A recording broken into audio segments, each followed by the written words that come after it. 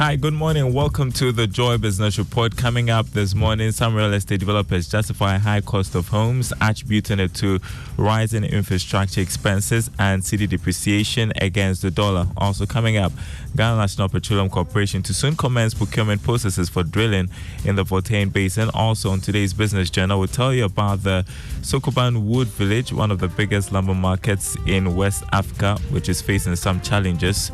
Don't go anywhere.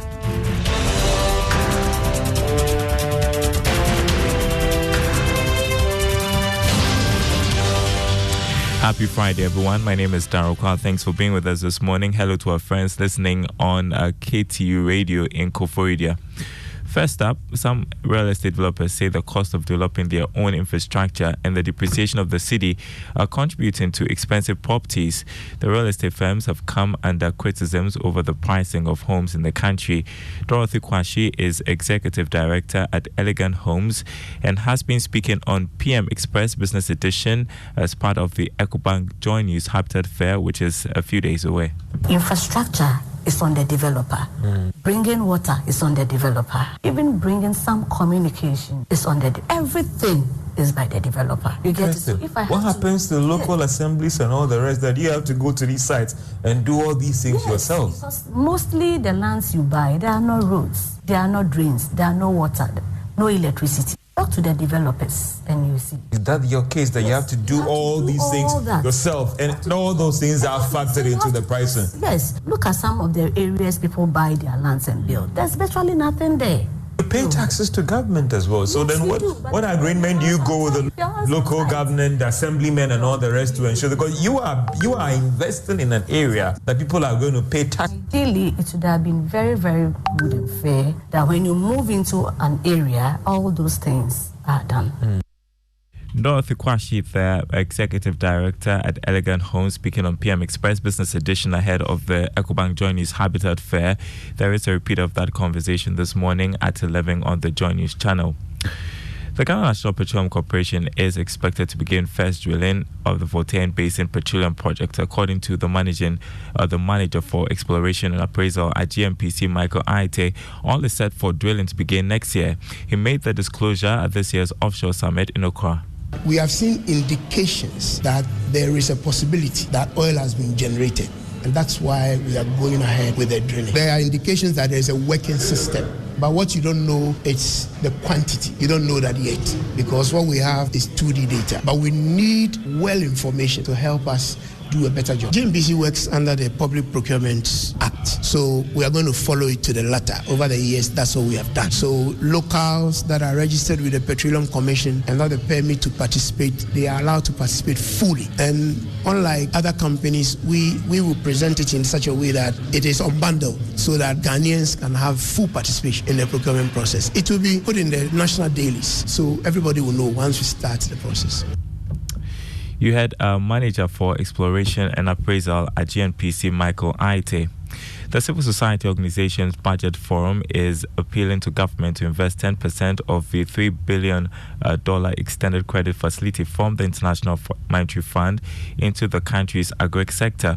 The group notes that investing 10% of the money, which translates into some $300 million, will provide the requisite help to reduce food inflation and create jobs. Dr. Alex Ampabing is policy analyst with the group. We need to ensure that we put in the right measures to generate the needed revenue to run our budget. And we think it's a time for us to be creative in our thinking, to be creative in our domestic revenue mobilization efforts. And the starting point to me should be going digital, because everything now is digital. Cost of living has generally gone up. Most things have gone up. Therefore, economically, it's very difficult for 402 to be considered enough to provide decent living. And therefore, the proposal is that government should consider increasing this. We put two proposals for the last budget, and one of them was accepted. The one was to increase those who are earning more. You had Dr. Alex Ampabing, who is policy analyst with the Civil Society Organization's Budget Forum. The Development Bank Ghana is seeking new partners to disburse 100 million cedis earmarked funds for green businesses in the country. The fund is linked to the bank's Green Climate Investment Program, which aims to provide financing solutions for green and climate resilient projects contributing to the nation's efforts to combat climate change. John Boateng Ekwa-Kuteria is head of ESG, Sustainability and Climate Finance at the Development Bank Ghana. DBG has earmarked funding, almost about 100 million Ghana cedis for green businesses, meaning that beyond just being a green business, we as DBG have developed what we call a DBG taxonomy that identify what is a green business as a climate mitigation project or investment that will be lending to, and also adaptation investment that will be lending to. Now, with this earmarked funding, we are exploring other partners to see how we can able to expand this. So yes, there is funding that is already earmarked for green businesses, and also there is additional funding that is meant for women-led and women-owned businesses. That talks about the social element of it that has to do with how do we include underserved women-owned businesses in deploying capital too. Head of ESG, Sustainability and Climate Finance at DBG, John Boateng Ekwa-Kuteria. Now, Guinness Ghana has unveiled a new beverage brand, Captain Morgan, to celebrate the great history and culture of the country.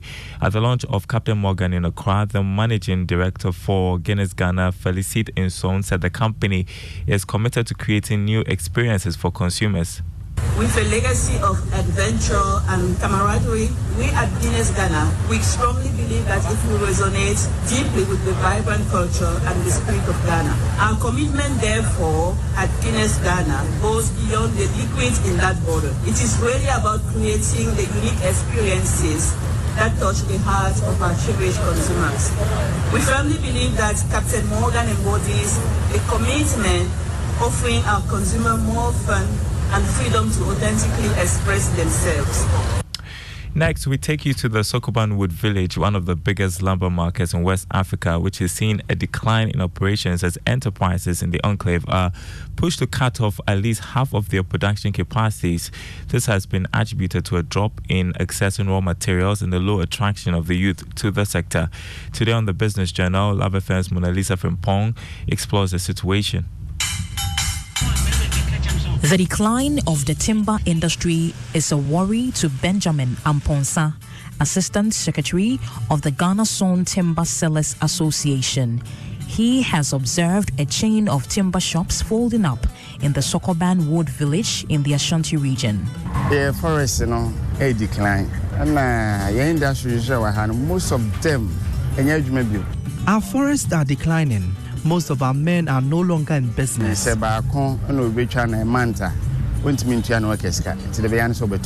Sokoban Wood Village houses over 20,000 workers. However, there is a drop in access to raw materials needed to fill the sheds lined up at the Wood Village. This is due to the long distance and high cost of transportation to harvesting sites, as well as the amount of trees allowed to be harvested. Kinsley Senya is chairman of the Ghana Son Timber Sellers Association. Sawmiller and Akuchadiano, and why the papers Bibia Forestry Commission, and yes, we are called Akoto. Okokra, Wakotona, Ode Bano, and Okra also a problem. The trees are felled by the sawmillers. Transporting your timber is another challenge. Sometimes, officials from the Forestry Commission and even the police inconvenience us at their barriers. Timber is scarce on the market as prices have shot up. George Boateng, a carpenter at Fumesa in Kumasi, buys from the Sokoban Wood Village. There is a timber market here, at times.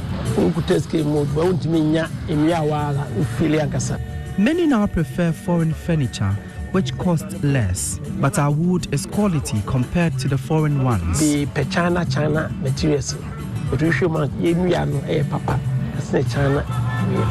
Despite the large-scale production of wood products, the Wood Village has failed to get support from the government. Now, since President Kufuor Adaroma, for Adaroma Yabahano, the beer ni wa efa ban ho a o ma be so mu ha di aboyen.